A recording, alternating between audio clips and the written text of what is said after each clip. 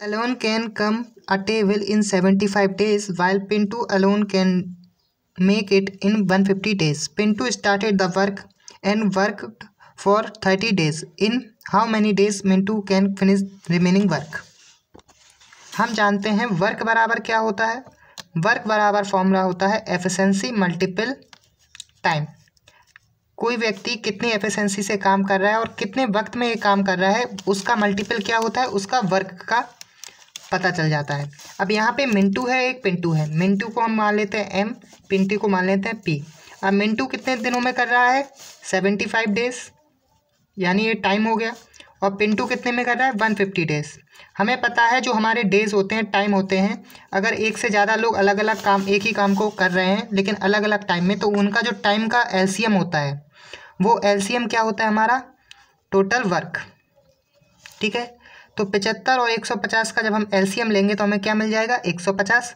और जब हम इसी वाले फॉर्मूले से वर्क में टाइम को डिवाइड करेंगे तो हमें क्या मिलेगा? एफिशिएंसी। तो 50 में 75 डिवाइड करेंगे तो 2 एफिशिएंसी मिल जाएगी मिंटू की और 1 एफिशिएंसी मिल जाएगी पिंटू की। तो यहाँ पे कहा गया है कि in how many days Mintu can finish the remaining work. Remaining work Mintu कितने काम में पूरा करेगा? अब वर्क कितना मिल गया हमें? 150। अब इसका यूनिट नहीं पता तो यूनिट ही लिख देते हैं। और हमारा पिंटू हमें निकालना है या मिंटू? मिंटू का निकालना है, तो मिंटू का जो एफिशिएंसी है वो कितनी मिल गई? वो हमें मिल गई 2।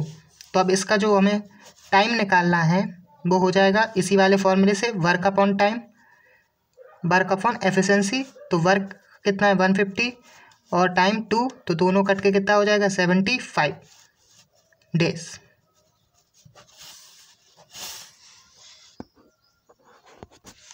ठीक है, तो मिंटू अगर अकेला काम करेगा तो 75 डेज में करेगा। एक मिनट, यहाँ पे क्वेश्चन थोड़ा गलत इमेज कर लिया। हमें क्वेश्चन में ये नहीं पूछा था कि मिंटू कितने दिन में पूरा काम करेगा, बल्कि ये कहा गया था कि Pintu started the work and work 30 days, यानी पहले पिंटू ने काम शुरू किया और 30 डेज में काम कर लिया। तो पिंटू क्या कर रहा है? एक एफिशिएंसी के साथ काम कर रहा है। ठीक है, और कितने दिनों तक काम कर रहा है? 30 डेज तक काम कर रहा है। इसका मतलब उसने एक काम का 30 यूनिट काम तो कर ही लिया। अब जो रिमेनिंग वर्क होगा वो 30 माइनस होगा टोटल वर्क में से, तो इसमें से 30 माइनस होके कितना रह जाएगा? 120। तो 120 में जब हम 2 का भाग देंगे तो हमें 60 डेज मिल जाएगा। तो यहाँ पे एक क्वेश्चन को पढ़ने में गलती हो गई, तो हमसे क्या कहा गया था? तो 60 हमारा आंसर होगा।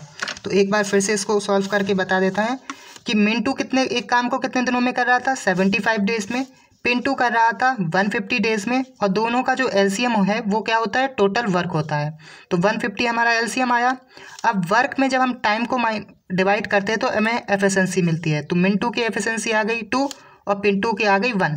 फिर क्वेश्चन ने कहा था कि पिंटू काम स्टार्ट करता है और 30 दिन अकेले काम करता है, यानी एक एफिशिएंसी के साथ पिंटू काम कर रहा था और 30 दिन तक करता है, तो 30 यूनिट काम कर लेता है। अब जो टोटल वर्क 150 था उसमें से कितना काम बच गया?